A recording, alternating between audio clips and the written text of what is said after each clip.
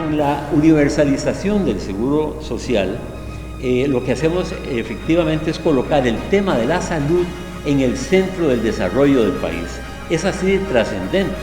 Y la medicina dejó de ser un tema de caridad pública para convertirlo en un tema de seguro, de tener un derecho a la seguridad social. Ya no era un acto solo de caridad. Les habla el doctor Mauricio Guardia Gutiérrez, presidente del Colegio de Médicos Cirujanos de Costa Rica. Estamos cumpliendo 200 años de independencia.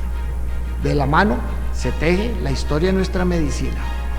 Hoy tenemos la oportunidad de oír de grandes maestros de nuestra medicina lo que ha evolucionado la misma a través de este tiempo.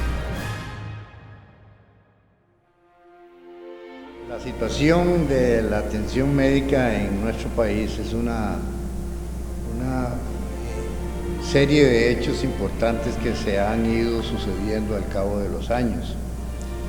Es importante mencionar que la situación de Costa Rica en América en épocas después del descubrimiento y colonia estaba en una zona más restringida, más desocupada y de poca riqueza que estaba en ese momento. Recordemos que solo un médico vino con Cristóbal Colón y luego se quedó Costa Rica en un área denominada la Gran Veragua, donde integraba Costa Rica y Panamá, y estuvieron, como no eran núcleos de conquista, estuvieron relativamente dejados de lado por un tiempo y poco poblados. La población de esas entonces en nuestro país era muy escasa, el mismo obispo Til dice que eran 27,000 y otra gente dice que eran mucha más, pero no había forma de atender situaciones de salud porque eran simplemente curanderismo casero. En una época el gobernador de La Haya puso un hospital de 8 camas que fue muy efímero y posteriormente, unos 40 o 60 años después, en Cartago se intentó convertir un sitio de fiestas, el Convento de la Soledad, en un hospital, y ese fue nuestro primer hospital San Juan de Dios, que hubo a cargo de la Orden de San Juan de Dios, y que tuvo una duración relativamente poca, y no es sino hasta unos 60 años después, en época de la independencia, cuando ya el doctor Castro Madrid le propone al país que es necesario crear un centro para ir atendiendo la salud y poder ir regulando la medicina de caridad a medicina de protección social y luego al amparo de la seguridad social, que fue lo que se terminó esto, con las diferentes etapas que llegó el país para lograr crear un sistema hospitalario que es el que tenemos en este momento.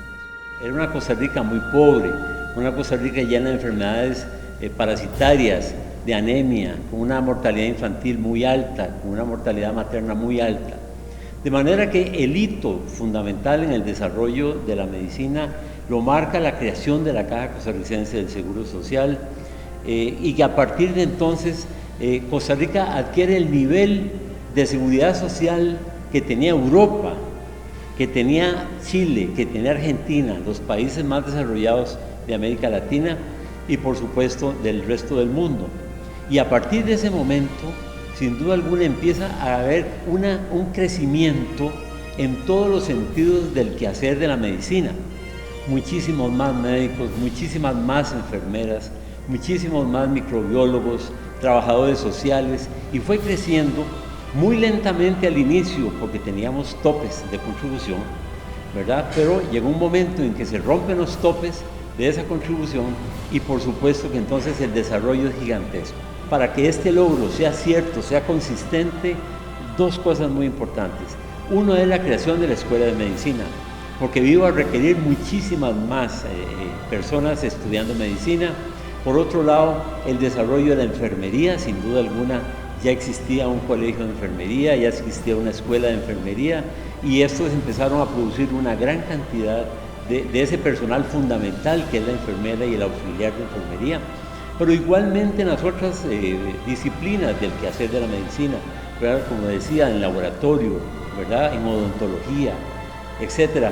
De manera que con la universalización del seguro social, lo que hacemos efectivamente es colocar el tema de la salud en el centro del desarrollo del país. Como producto de la misma educación y de la atención de las autoridades a mejorar el nivel de complejidad y sobre todo el uso de la tecnología, a la cual le han dado un gran apoyo. Año 1944, el primer trasplante de córnea por el doctor Agüero. Imagínense, hace tantos años y se sigue haciendo a diario. En el año 1969, el doctor Weinstock con su equipo en la Clínica Católica, el primer trasplante renal, de los cuales se han hecho cientos en todos los hospitales. En el año 1991, el primer trasplante cardíaco, el doctor Longino Soto y su equipo en el Hospital México. Y después de eso tenemos todo lo que son los trasplantes de hígado, trasplantes de páncreas, de intestino, trasplantes absolutamente de todos los órganos, con una tecnología cada vez más refinada. Indudablemente que la tecnología requiere dos cosas. Primero, que es un alto costo. Son equipos muy caros e inversión muy alta de medicamentos. Por ejemplo, para hacer un trasplante tenemos que tener inmunólogos, un trasplante de corazón, un trasplante renal, que manejan eso con medicamentos muy caros.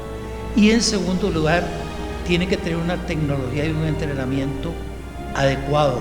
El Colegio de Médicos, como en muchas situaciones, fue una necesidad progresiva después de que se generó el Ministerio de Salud, excelente, que va a regular el ejercicio de la medicina.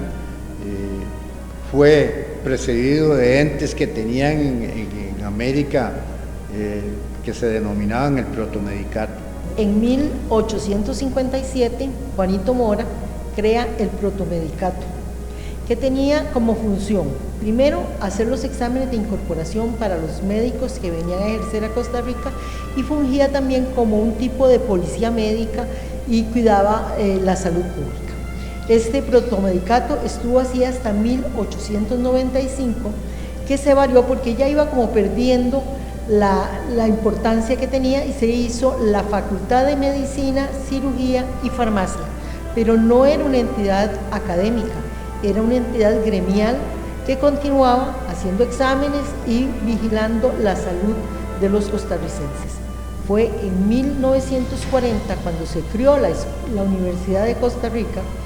Se le quitó el nombre de Facultad de Medicina y Cirugía, porque ya para ese entonces el Colegio de Farmacéuticos se había separado y tenía un colegio de farmacéuticos, y se creó el Colegio de Médicos y Cirujanos por el doctor Calderón Guardia. Se dio la primera ley orgánica del colegio, que se varió en 1962, fecha que se hizo este edificio, sede central del colegio, que quedaba bastante retirado, cerca del aeropuerto de ese entonces, que era el aeropuerto en La Sabana. En 1910 se logró, después de mucha dificultad, incorporar la primera mujer que fue incorporada al colegio, que fue la doctora Michasi, polaca, quien fue la madre del presidente de la República, Teodoro Quintana Michasi. Actualmente habemos más o menos un 56% de mujeres en el Colegio de Médicos. Ha variado con el tiempo. Entonces, eso que ha disfrutado la población ha sido lo que nos ha llevado a los bajos índices de mortalidad, al aumento de la expectativa matemática de vida, al bienestar general, a la atención del anciano, a la rehabilitación de los pacientes, a la medicación sofisticada, como en los casos de cáncer, por ejemplo, que el país le ha dado un respaldo extraordinario. Entonces, eso es una respuesta a ese proceso que las autoridades y los visionarios del país nos han puesto, y que cada día nosotros debemos estar mucho más agradecidos y soportándolo de una vida mejor, dándole nuestra ayuda. Como vieron, la historia de nuestro país ha sido marcada por la medicina. Gracias a estos grandes maestros por habernos dado la oportunidad de escucharlos en este pequeño recorrido de nuestra querida historia.